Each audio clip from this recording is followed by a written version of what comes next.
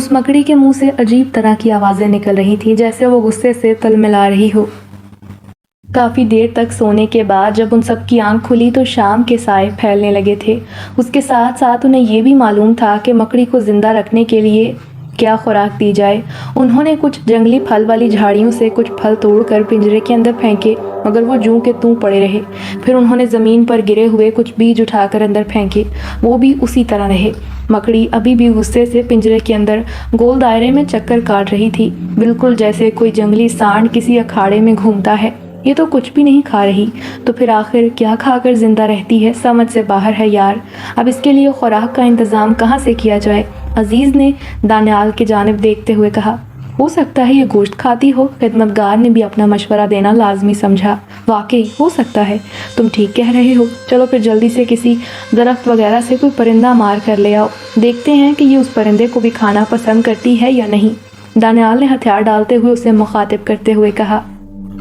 उसकी बात सुनकर खिदमतगार दरख्तों के अंदर घुसकर उन पर बैठे परिंदों की तलाश में घूमने लगा और जल्द ही 2 परिंदे मार कर वापस आता दिखाई दिया।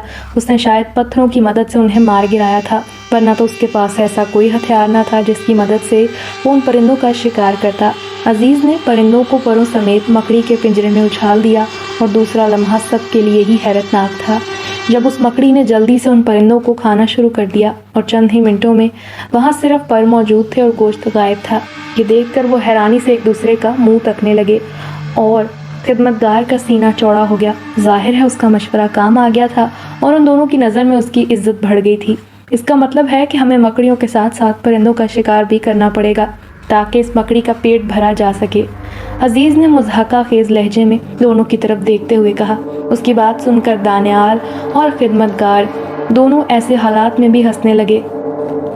उसकी बात से कम एक जमूद तो टूटा जो मकड़ियों के खौफ की वजह से तारी था। लगता तो कुछ ऐसा ही है। बहरहाल हमें कम से कम एक और मकड़ी ज़रूर पकड़नी चाहिए ताकि ज़्यादा से ज़्यादा दौलत हासिल की जा सके, और वैसे भी कम से कम मेरा तो इस जंगल की तरफ ये आखिरी चक्कर ही समझो। दानियाल ने कुछ सोचते हुए उन्हें मुखातिब किया। बिल्कुल, कोशिश करते हैं शायद किस्मत साथ दे जाए और हमें इसी तरह कोई और मकड़ी भी हाथ लग जाए, वरना इसे ही गनीमत समझते हुए वापसी इख्तियार करना पड़ेगी। वैसे भी हमारे पास ज़्यादा छुट्टियां नहीं बची हैं। अजीज़ ने फ़ौरन उसकी बात का जवाब देते हुए कहा। फिर इसी तरह हल्की फुल्की बातें करते उन्हें वक्त गुजरने का एहसास तक न हुआ और रात गहरी होने लगी। उन्होंने खाने वगैरह से फरागत हासिल करने के बाद वहीं टांगें फैला लीं और खिदमतगार को पहरे पर ये कहकर बिठाया कि कुछ देर वो आराम कर लें, फिर उसे भी नींद के मज़े लेने की इजाज़त होगी। कुछ ही देर में वहाँ अजीज़ और दानियाल के खराटे गूंजने लगे। न जाने वो दोनों कब तक सोए रहते अगर अचानक उन्हें खिदमतगार के चीखने की आवाज़ें सुनाई न देती। वो अचानक शोर बरपा होने पर यकदम हड़बड़ाकर उठ बैठे और खोई आंखों से खिदमतगार की तरफ देखने लगे, लेकिन वो तो किसी और तरफ देख रहा था। उसकी आंखों की पुतलियां ऊपर चढ़ चुकी थीं, मुंह खुला हुआ था। उसका अंदाज बता रहा था कि उसके सामने कोई खौफनाक चीज़ है। ये देखकर उन दोनों ने उसकी नज़रों का ताक़ुब किया तो उनके अपने छक्के छूट गए। जी हाँ, उनसे थोड़ी ही दूर एक कोबरा सांप कुंडली मारे उन्हीं की जानिब देख रहा था। उसकी चमकदार आंखें अंधेरे में भी खूब चमक रही थीं। वैसे आसमान पर चांद भी निकला हुआ था, इसीलिए कुछ रोशनी दरख्तों के अंदर से छन छन कर नीचे ज़मीन पर आ रही थी और वो सांप दरख्तों के नीचे ही मौजूद था। उसे देखते ही उन्होंने जल्दी से खिदमतगार को वहाँ से हटा दिया और ख़ुद भी दूर जाकर सांप की जानिब देखने लगे। उन्हें अभी तक ये समझ न आई थी कि उस सांप ने उन पर हमला क्यों नहीं किया।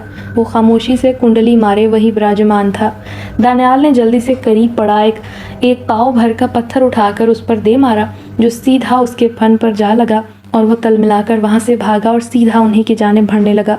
उसे अपनी तरफ बढ़ते देखकर वो तीनों तेज़ी से भागते हुए उससे दूर होने लगे, मगर सांप की रफ्तार बहुत तेज़ थी और वो बराबर उनकी तरफ आ रहा था। उन तीनों के छक्के छूट रहे थे और वो पछता रहे थे कि खामखा उसे छेड़कर मुसीबत मोल ले ली है, मगर अब तीर कमान से निकल चुका था। सांप से बचने के लिए वो दरख्तों पर भी नहीं चढ़ सकते थे और जिस तेज़ी से वो उनका पीछा करते हुए भागता चला आ रहा था, उससे तो यही लगता था कि वो किसी ना किसी को तो ज़रूर अपना निशाना बना लेगा। भागते भागते खिदमतगार को अचानक एक पत्थर से ठोकर लगी और वो मुंह के बल ज़मीन पर जा गिरा। इतनी देर में वो कोबरा सांप लपकता हुआ उस पर हमलावर हो चुका था और जैसे ही खिदमतगार ने उठने के लिए अपने हाथों को जमीन पर टिकाया, उसी लम्हे सांप उसे डस चुका था। खुदा जाने वो किस किस्म का जहर था कि जिसके जहर ने सेकंडों में खिदमतगार के जिस्म को सुन्न कर दिया था और दूसरे लम्हे उसका जिस्म यूं जलने लगा जैसे किसी ने किसी चीज़ पर पेट्रोल छिड़क कर उसे शोला दिखा दिया हो। खुदा की पनाह, किस किस्म का सांप है जिसने लम्हों में अपना असर दिखा दिया है, अजीज़ ने खौफ के मारे लरजते हुए कहा। वो भी उससे काफ़ी फासले पर थे, लेकिन दूर अपने साथी का भयानक अंजाम देखकर वो दोनों भी खौफ से कांपते जा रहे थे। उन्होंने दोबारा वहाँ से दौड़ लगा दी और जितनी दूर तक जा सकते थे वहाँ तक पहुँचने की कोशिश करने लगे। सांप उनसे काफ़ी दूर रह गया था और अब उन्हें दिखाई तक नहीं दे रहा था। ये देखकर उन्होंने शुक्र अदा किया, खुदा का शुक्र अदा किया कि अगर खिदमतगार अचानक चिल्लाकर उन्हें बेदार न करता तो शायद इस वक्त उन दोनों का अंजाम भी कुछ अच्छा ना होता और वो भी उस खिदमतगार के जिस्म की तरह शोलों में बदल कर अब तक इस जहाने फ़ानी से कूच कर चुके होते और उन दोनों का ही अमीर बनने का सपना धरे का धरा रह जाता।